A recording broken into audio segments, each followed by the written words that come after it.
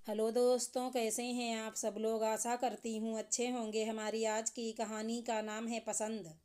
Mummy, मुझे तो लग रहा है जल्द ही आपका बेटा आपकी बहू ले जाएगी। सोना मुंह बनाते हुए बोली। तू भी सुना मुझे। पता नहीं मेरी किस्मत में ही सब दुख क्यों लिखे हैं। पहले पति ऐसा मिला जो माँ का लाडला, बस मैं ही गलत होती। फिर 3 बेटियां हुई तो सब रिश्तेदारों के ताने सुने। फिर एक बेटा हुआ तो खुशी की आस जगी। जीवन भर सुख दुख झेल कर बेटियों की शादी की। बेटा पढ़ के काबिल हो गया तो लगा अब मेरा भी समय आ गया है। पर बेटे ने मेरे सब अरमानों पर पानी फेर दिया। अपनी पसंद की लड़की से शादी कर मैं तो जीवन भर दुखी ही रहूंगी। रागिनी जी दुखी स्वर में बोली।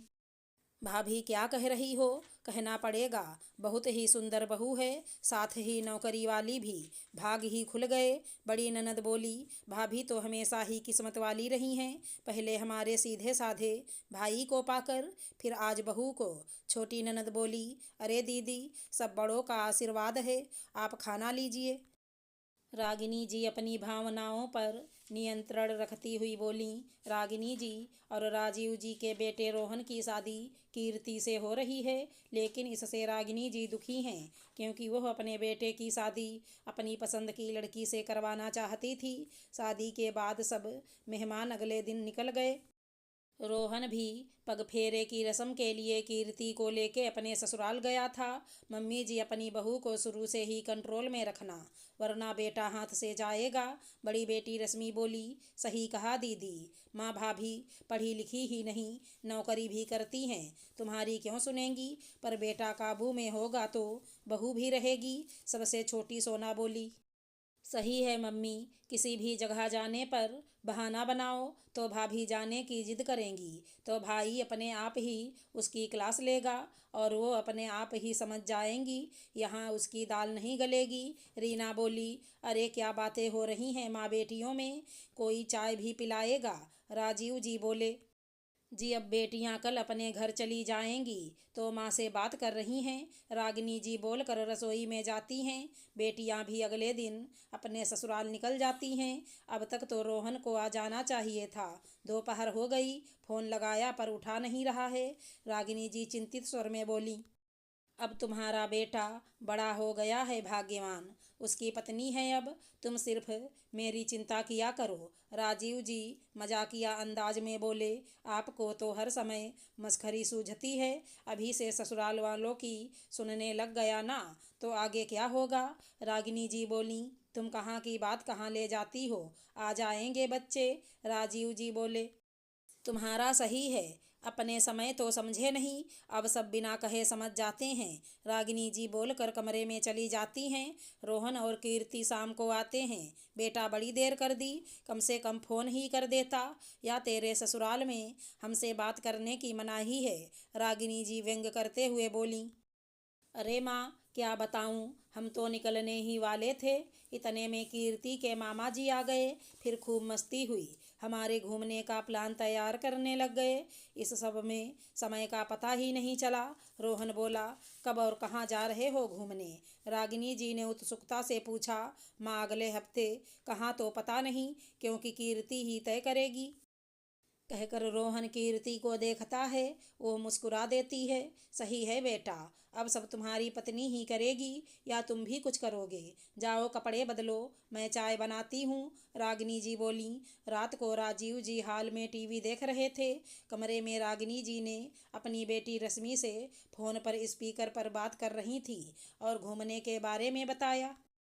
माँ, कुछ भी करके रोक दो, भाभी जिद करेंगी और बस तुम भेज कर महान बन जाना और भाई को बुरा लगाती रहना।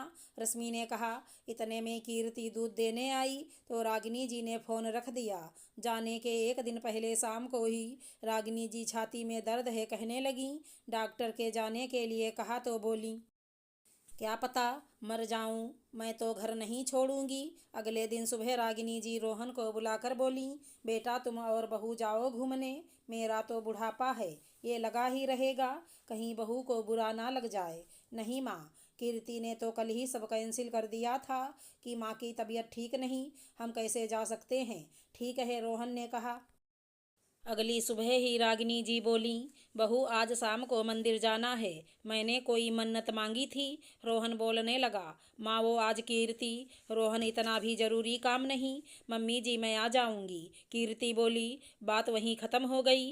रोहन को बुरा लगा पर कीर्ति ने समझा दिया। रागिनी जी अपनी बेटी को फ़ोन कर बोली, बहू तो बहुत ही पहुंची हुई है, कोई बात के लिए मना करूं पर जिद ही नहीं करती। माँ लगता है भाभी काफ़ी होशियार हैं, ऐसा कर कहीं भाई की नज़रों में महान बन रही हों। रश्मि ने कहा, सही कहा, पर तू चिंता ना कर, तेरी माँ भी कम नहीं, इसका असली रूप सामने ज़रूर लाऊंगी। रागिनी जी बोली। ये बातें जब कर रही थी तब किसी काम से रोहन नीचे आया था। उसे ये सब सुनकर यकीन नहीं हुआ।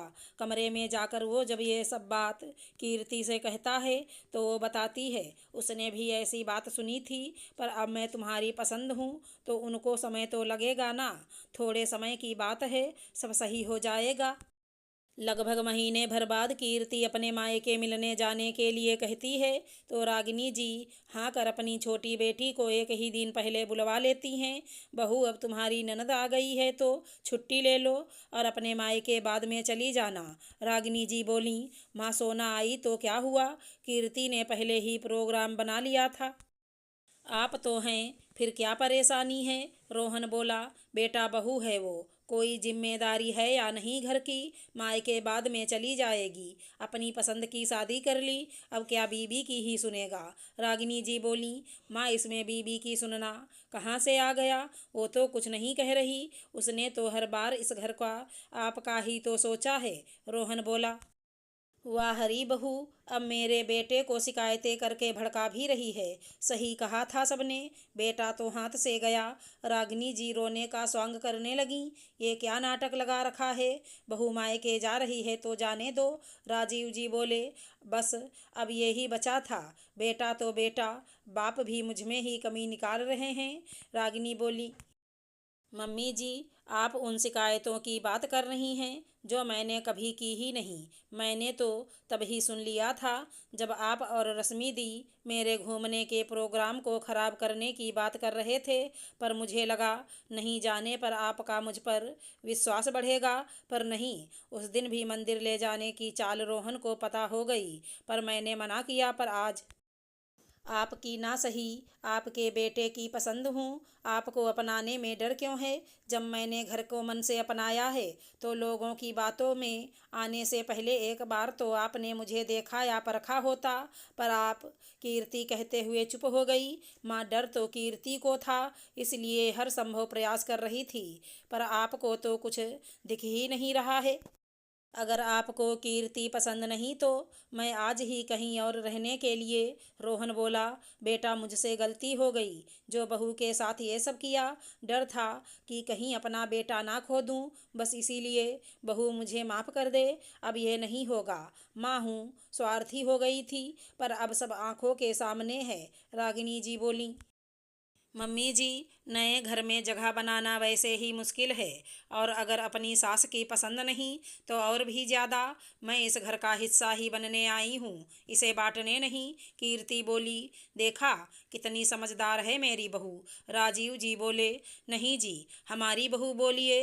रागिनी जी कहकर कीर्ति को गले लगाती हैं।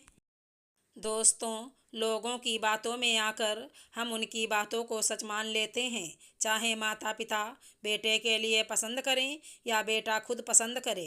बहू के रूप में जो आई है उसका मान सम्मान होना ज़रूरी है, किसी और के अनुभव से वो अच्छी या बुरी नहीं हो सकती। अगर हमारी कहानी पसंद आई हो तो चैनल को लाइक शेयर सब्सक्राइब करें। राधे राधे दोस्तों।